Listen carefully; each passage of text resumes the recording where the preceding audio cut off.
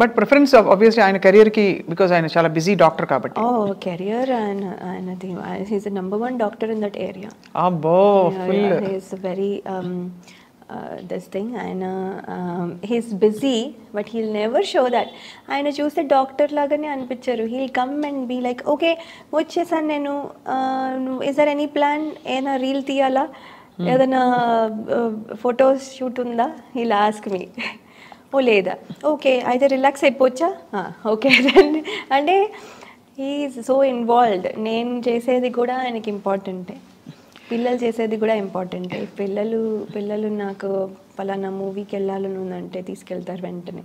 So అలా, so అంటే he's very nice అండి. అందుకనే it was not a tough decision for me. So it was easy for you to make that choice. Yes.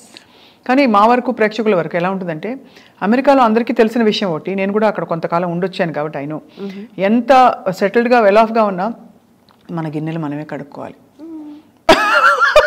కరెక్టా కాదా? అంతే కదా, అది అందరికీ తెలిసిందే. నా కొత్త ఏం లేదు. యాక్చువల్లీ యు నో వాట్ స్వప్న, మేము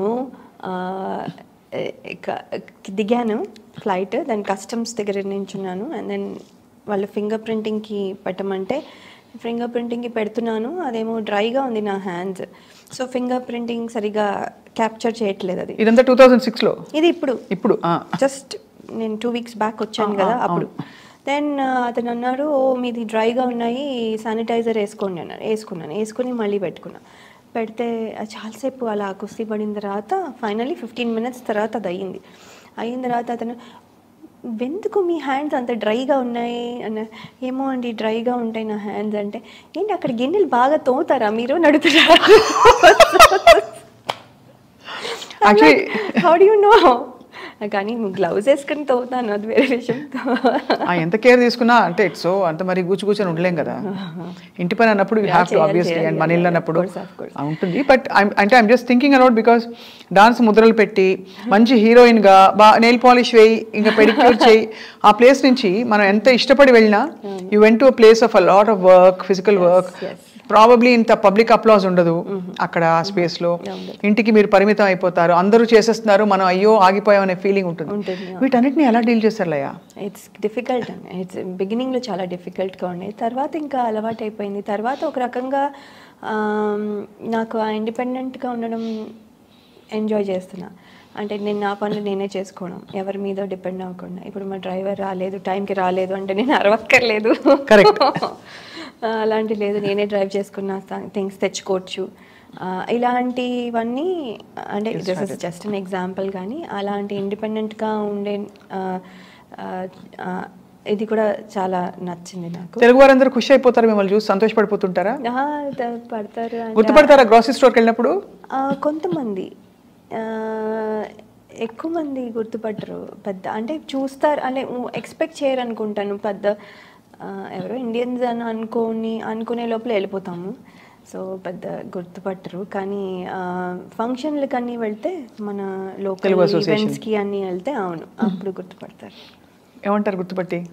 లాయ గారు మీరా, ఎంత మారిపోయారు, ఇది అది ఏదో అంటారు. అలా ఎలా మారిపోయారని? మారిపోయానంటే మరి ఏమో నాకు ఇది డౌట్ యాక్చువల్లీ. మారిపోయానంటే ఏంటని నాతో చెప్తారు చాలాసార్లు. మీకేమనిపించట్లేదా?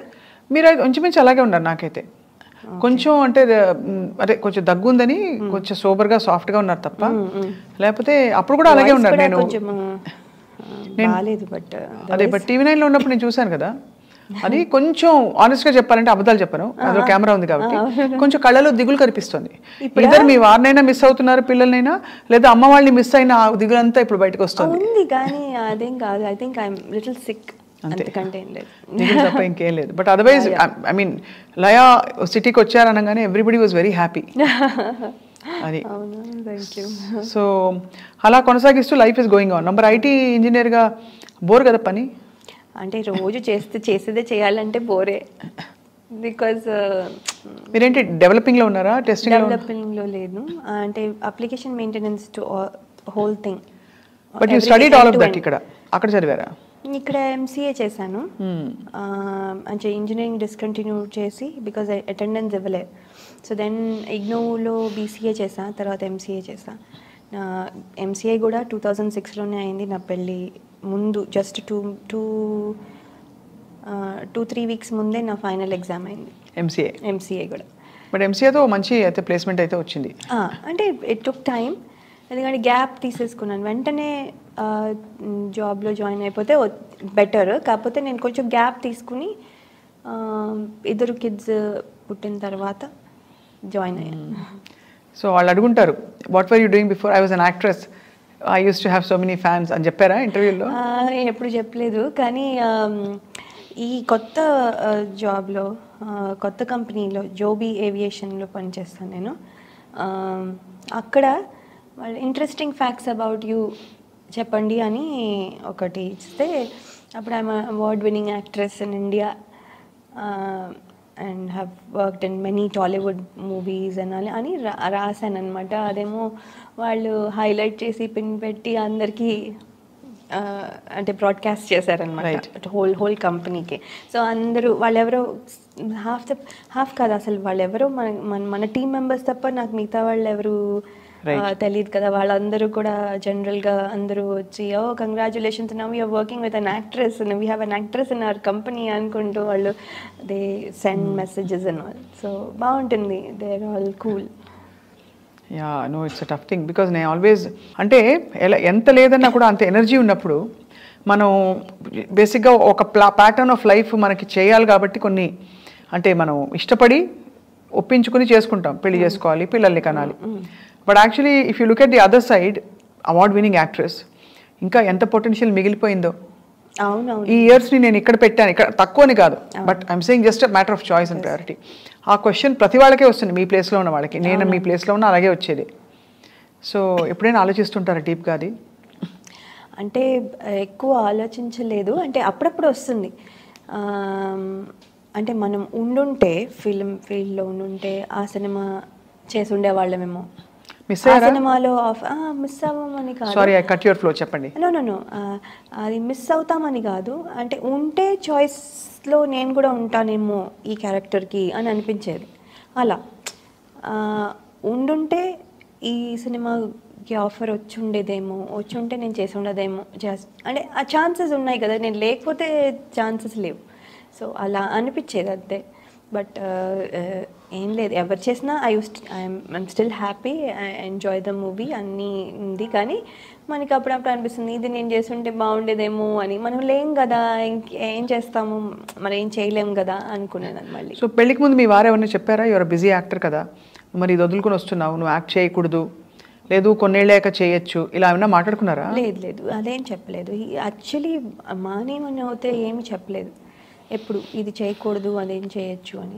We will discuss as it comes, అంతే ఎవ్రీ టైమ్. ఈవెన్ నౌ, ఇప్పుడు రేపు ఫ్యూచర్లో ఏమైపోతుందో ఎవరు చెప్పలేరు, నాకు కూడా తెలీదు. సో ఏమవుతుందంటే ఒక ఆపర్చునిటీ వచ్చేదాన్ని బట్టి దానికి లాజిస్టిక్స్గా ఏమున్నాయి, మా సిచ్యువేషన్స్ అప్పుడు ఎలా ఉన్నాయి, మా రెస్పాన్సిబిలిటీస్ ఏంటి. ఇప్పుడు మా అమ్మాయి 10th high school, she's in high school now. So ఏంటి ప్రయారిటీస్ ఏంటి అలా క్యాలిక్యులేట్ చేసుకుని చేయగలను. కానీ ముందే ఒక క్యాలిక్యులేటెడ్గా ఒక ప్లానింగ్ పెట్టుకుని, పలానా టైం నుంచి ఈ టైం వరకు ఓకే, ఈ టైం నుంచి ఈ టైం వరకు నాట్ ఓకే అని చెప్పే, ఇది ర్యాండమ్గా మారిపోతుంది. So that's all it is. అందుకని అలా ఏం అనుకోలేదు, ఇది చేయకూడదు చెయ్యాలి అలా ఏం అనుకోలేదు. బట్ ఏమైపోయిందంటే హీరోయిన్గా చేయలేం కదా, చెయ్యొచ్చు కానీ చెయ్యొచ్చు, అది నా feeling. But I don't know directors వాళ్ళందరూ అలాగే ఫీల్ అవుతారో లేదో తెలియదు మనకి. సో ఏదైనా కానీ ఆర్టిస్ట్కి you are now ready to act. Well I want to, మంచి రోల్ వస్తే డెఫినెట్లీ చేయాలి. మంచి రోల్ వస్తే చేస్తాను. అంటే I will still stay in the US. వచ్చినప్పుడు వెళ్దాం, అది దాన్ని బట్టి మల్టిపుల్ ప్రాజెక్ట్స్ ఉంటే ఒకవేళ and how do I divide my time, అలాంటివన్నీ యాజ్ ఇట్ కమ్స్. కాజోల్ మొన్న దాకా ఇప్పుడు కూడా యాక్ట్ చేస్తున్నారు, అవును, గ్రోన్ అప్ కిడ్స్ తోటి, అండ్ ఆల్ ప్రామినెంట్ రోల్స్. మరి లయ ఎందుకు చేయకూడదు? అవునవును, నేను కూడా చేయొచ్చండి. బికాస్ ఆ ఫుల్ఫిల్మెంట్, ఆ స్పేస్ వేరు కదా లయ. మాధురి దీక్షిత్ గారు చూడండి, I really I look up to her. నేను ఏమి చూసినా అంటే ఐఎమ్ టాకింగ్ అబౌట్ తెలియకుండా ఆవిడ ఎవ్రీబడి కీప్ సేయింగ్, ఏంటి ఆవిడ డాక్టర్ని పెళ్లి చేసుకున్నారు, మీరు కూడా డాక్టర్ పెళ్లి చేసుకున్నారా, ఆవిడ వచ్చేసరి ఇండియాకి మీరు వచ్చేస్తారా, ఇలా అంటే మరీ అలా అంత ఫాలో అవ్వం కానీ బట్ జస్ట్ చెప్తున్నా it happening like that coincidentally అలాగా అలా అవుతోంది అంతే తప్ప బట్ అవ్వట్లేదు. బట్ ఆవిడ చేసే roles even after having kids, and ఆవిడ మీకంటే బాగా పెద్దది కూడా, పెద్ద ఆవిడ కానీ చాలా beautiful actress. Of course she keeps glamour. అలా ఉంది glamour. Finally what I realise now, ఇప్పుడు ఏంటంటే it's not how much you age. ఇండియాలో కూడా లాట్ ఆఫ్ కొంచెం యాక్టర్స్ పిల్లలు పుట్టాక they are carrying themselves with so much grace. ఇంకా రాను ఇంకా అందంగా తయారవుతున్నారు, చాలా మంది చూస్తున్నాం మనం.